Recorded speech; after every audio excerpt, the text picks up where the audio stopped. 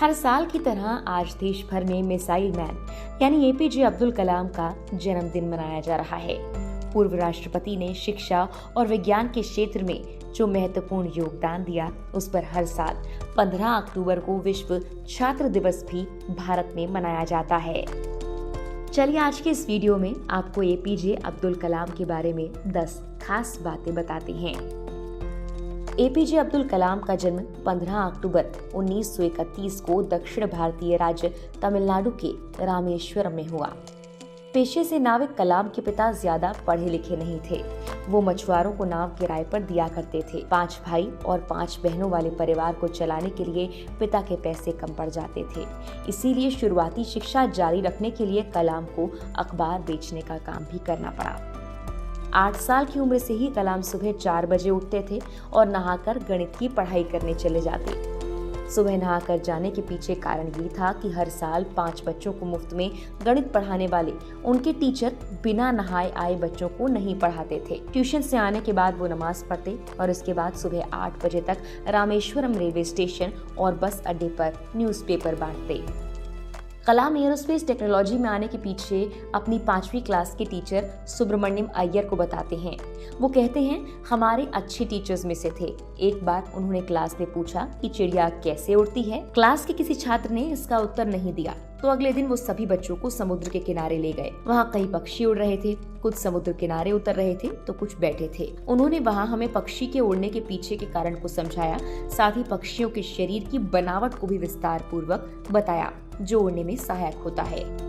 उनके द्वारा समझाई गई ये बातें मेरे अंदर इस कदर समा गई कि मुझे हमेशा महसूस होने लगा कि मैं रामेश्वरम के समुद्र तट पर हूँ और उस दिन की घटना ने मुझे जिंदगी का लक्ष्य निर्धारित करने की प्रेरणा दी। बाद में मैंने तय किया कि उड़ान की दिशा में ही अपना करियर बनाऊं। मैंने बाद में फिजिक्स की पढ़ाई की और मद्रास इंजीनियरिंग कॉलेज से एरोनॉटिकल इंजीनियरिंग में पढ़ाई की।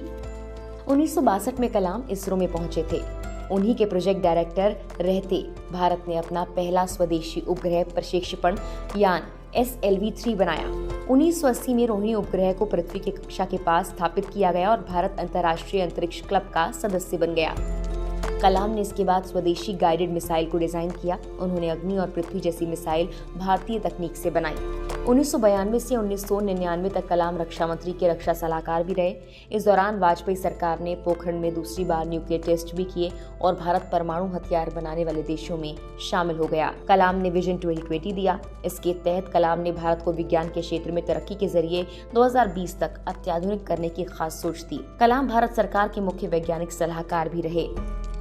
1982 में डिफेंस को DRDL यानी डिफेंस रिसर्च डेवलपमेंट लेबोरेटरी का डायरेक्टर बनाया गया। उसी दौरान अन्ना यूनिवर्सिटी ने उन्हें डायरेक्टर की उपाधि से सम्मानित किया। कलाम ने तब रक्षा मंत्री के वैज्ञानिक सलाहकार डॉक्टर VS अरुणाचलम के साथ integrated guided missile development programme यानी IGMDP का प्रस्ताव तैयार किया। स्वदेशी मिसाइलों के विकास के लिए कलाम की अध्यक्षता में एक कमेटी बनाई गई।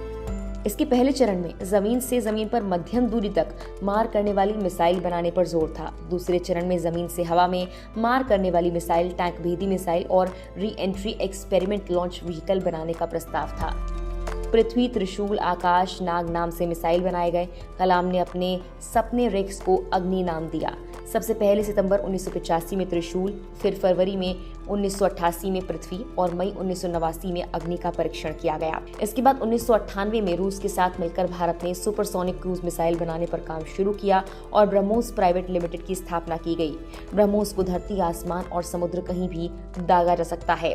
इस सफलता के साथ ही कलाम को मिसाइल मैन के रूप में प्रसिद्धि मिली और उन्हें पद्म विभूषण से भी सम्मानित किया गया। कलाम को 1981 में भारत सरकार ने देश के सर्वोच्च नागरिक सम्मान पद्म भूषण और फिर 1990 में पद्म विभूषण और 1997 में भारत रत्न प्रदान किया था। भारत के सर्वोच्च पद पर नियुक्ति से पहले भारत रत्न पाने वाले कलाम देश के केवल तीसरे राष्ट्रपति रहे। उनसे पहले ये मुकाम सर्वपल्ली राधाकृष्णन और जाकिर हुसैन ने हासिल किया था। फिलहाल के लिए इस वीडियो में इतना ही।